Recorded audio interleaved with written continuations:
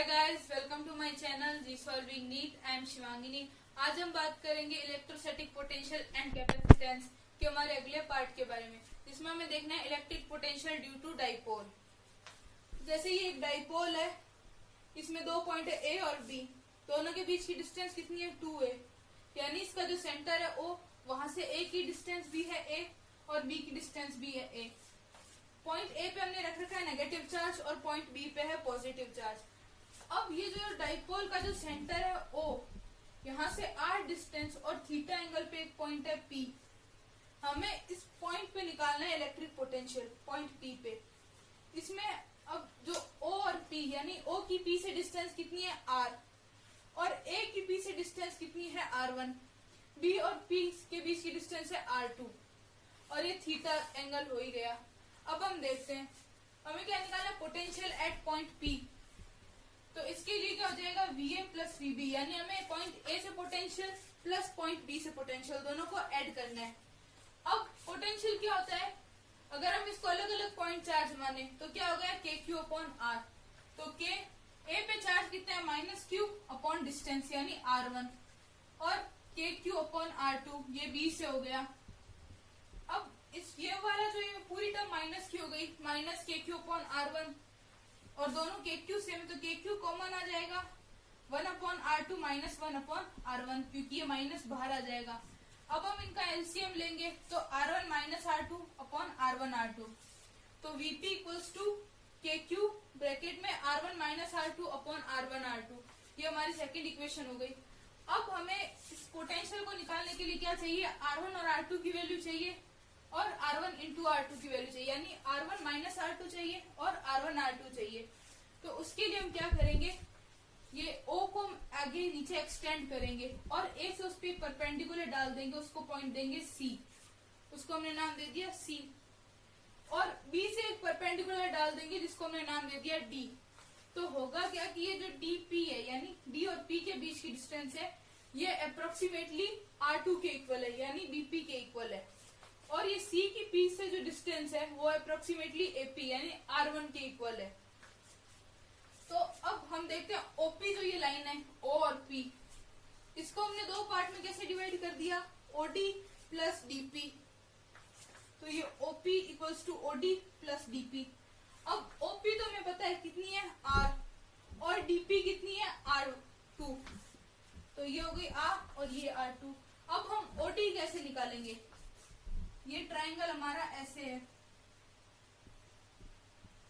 ये O, ये D और ये B, ये डिस्टेंस है A, ये एंगल है थीटा। अब हम इस ट्राइंगल को थोड़ा सा रोटेट करते हैं तो ये कैसे हो जाएगा,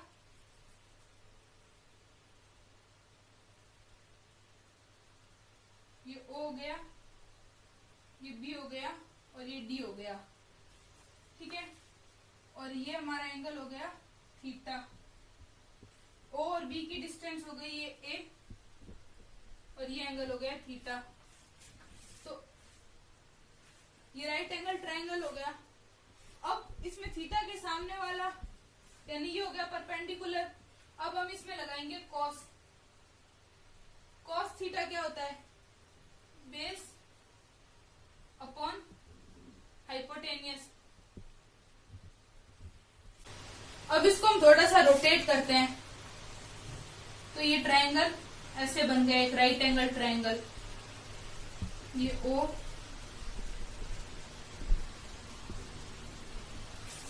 ये एंगल हो गया थीटा, ये हाइपोटेनियस हमारी A हो गई। तो अब हम इसमें लगाएंगे कॉस थीटा। तो ये थीटा के सामने वाला तो हो गया परपेंडिकुलर। कॉस थीटा का फॉर्मूला क्या होता है, बेस अपॉन हाइपोटेनियस। अब इसका बेस कितना है OD, ये हमने लिख दिया OD अपॉन हाइपोटेनियस कितनी है A। हमें निकालना क्या है, हमें OD निकालना है, तो हम A को इधर मल्टीप्लाई में भेज देंगे, तो OD equals to A cos theta. तो ये हमारी वैल्यू OD की आ गई A cos थीटा। तो ये क्या हो गया, R equals to A cos theta plus R2। पर हमें R तो चाहिए ही नहीं, हमें तो R2 चाहिए, तो हम R2 कैसे निकालेंगे, A cos थीटा को इधर भेज देंगे, तो R2 equals to R minus A cos theta. ये हो गई हमारी इक्वेशन थर्ड। अब हम देखते हैं ये वाली लाइन CP, ये क्या हो गई, ये CO plus OP। CP total कितना है R1 और OP कितना है R, तो हमें क्या निकालना है CO। वैसे ही सेम यही प्रोसेस चलेगा, बस इसमें पॉइंट चेंज हो जाएंगे। जैसे ये जो ट्रायंगल था हमारा ये सेम है, ये बस इसको थोड़ा सा हमें चेंज करना है। ये O हो गया, ये C, ये A, ये डिस्टेंस है A, ये हमारे यहाँ पे राइट एंगल ट्रायंगल बन जाएगा और ये एंगल है थीटा। हम इस ट्रायंगल को अब रोटेट करेंगे, तो ये C, ये हमारी हाइपोटेनियस A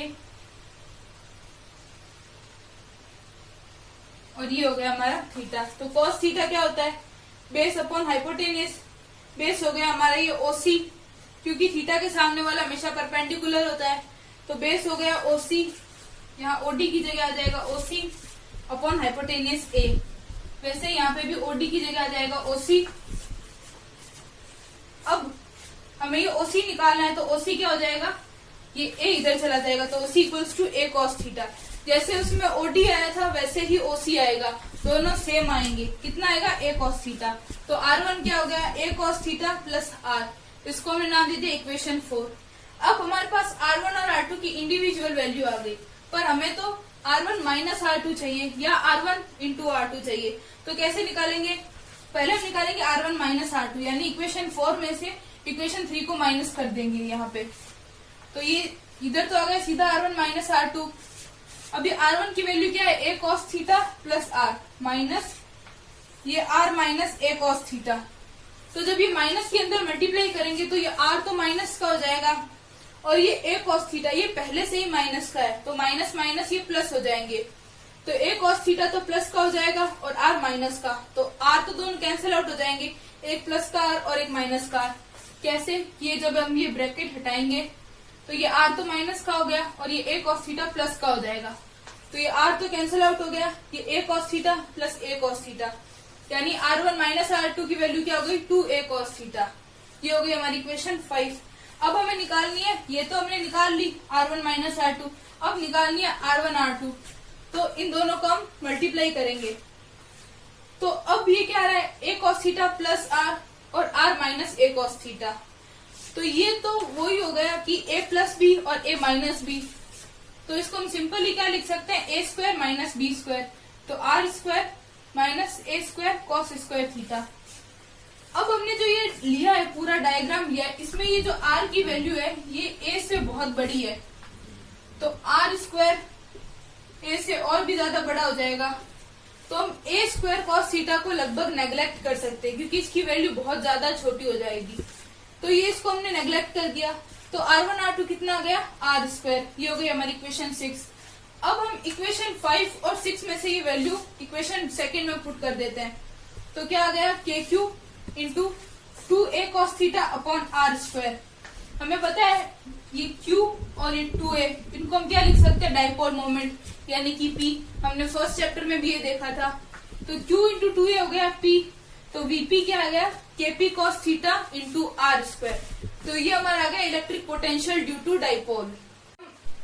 इलेक्ट्रिक डाइपोल और पॉइंट चार्ज में कुछ डिफरेंस देखते हैं।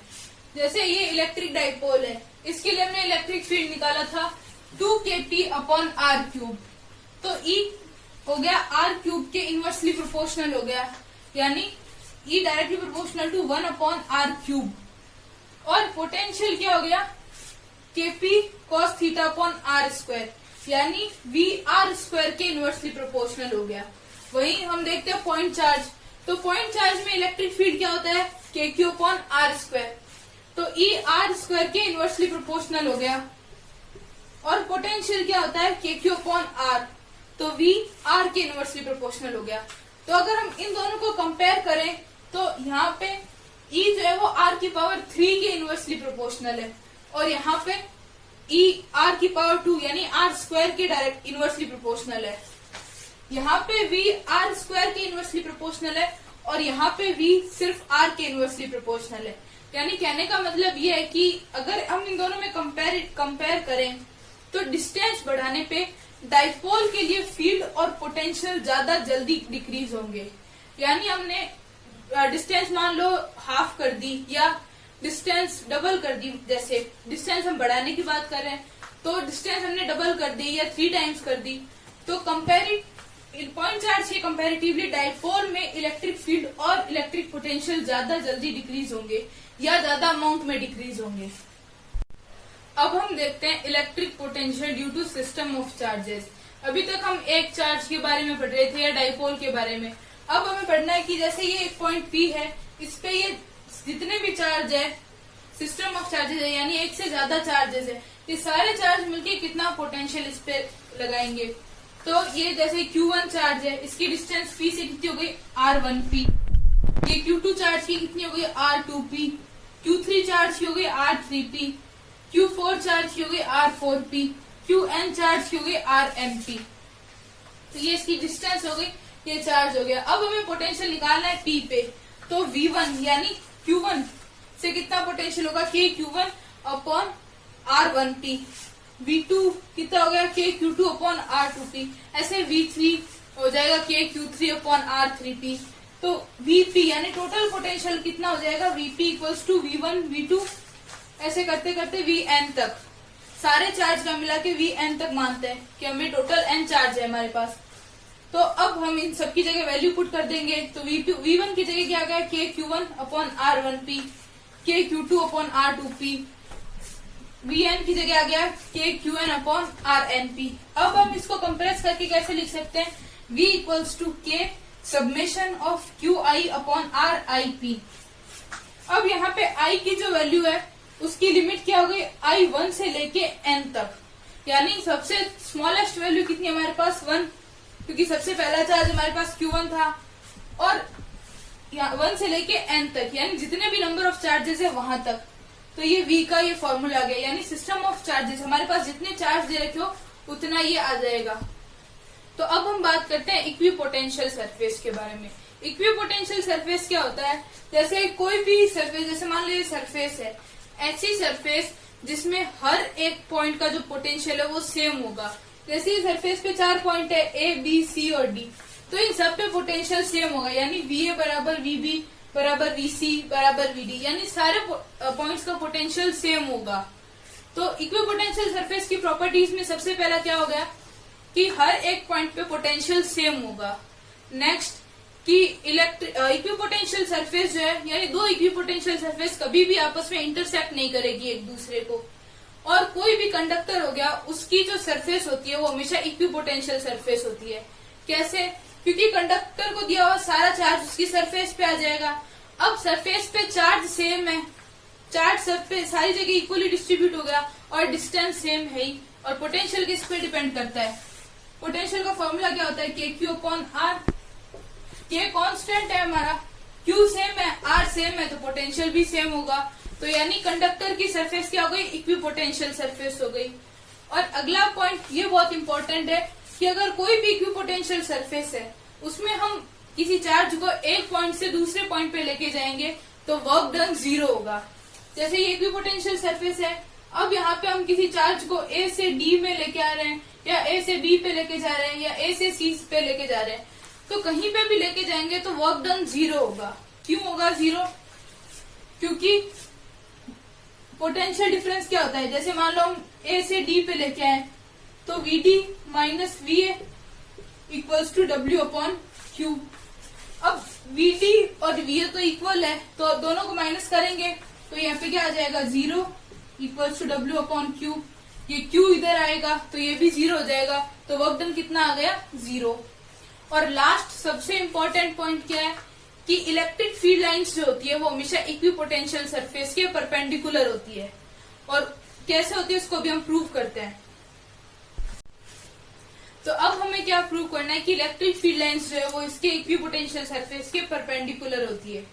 तो उसको हम कैसे प्रूव करेंगे, जैसे मान लो एक इक्विपोटेंशियल सरफेस है, इसमें 2 पॉइंट हो गए A और B, तो इसका फॉर्मूला क्या होता है, जैसे मान लो हम चार्ज को लेके गए A से B पे लेके गए, तो VB minus VA equals to W upon Q। ये Q हमारा चार्ज था। तो हमें पता है कि VB और VA इक्वल होती है, तो वर्क डन 0 होगा। इसको अभी हमने देखा ही था। तो VB equals to VA, so W equals to 0। अब वर्क डन क्या होता है? Force into displacement. तो ये फोर्स हो गया इंटू डिस्प्लेसमेंट, ये हो गया 0। फोर्स क्या हो गया? QE D वेक्टर, ये हो गया 0। अब Q इधर 0 के अपॉन में गया तो ये Q भी 0 हो गया, यानी E vector dot D vector, ये आ गया हमारे पास 0। अब ये डॉट प्रोडक्ट है, इसको जब हम हटाएंगे तो क्या आएगा? ED cos theta. हमें मेन इस थीटा से मतलब है, तो ED को भी हम यहाँ लेके चले जाएंगे, ये भी 0 हो जाएगा। तो cos थीटा इक्वल्स टू 0 आ गया। अब cos थीटा 0 कब होता है? cos की वैल्यू 0 होती है 90 पे। तो थीटा कितना आ गया हमारे पास? 90 यानी परपेंडिकुलर। तो ये प्रूव हो गया कि इलेक्ट्रिक फील्ड लाइंस जो है वो हमेशा इक्विपोटेंशियल सरफेस के परपेंडिकुलर होती है। तो अगर आपको हमारा वीडियो पसंद आया तो वीडियो को लाइक करें, अपने दोस्तों के साथ शेयर करें और हमारे चैनल को सब्सक्राइब करें। Thank you for watching. जय हिंद, जय भारत।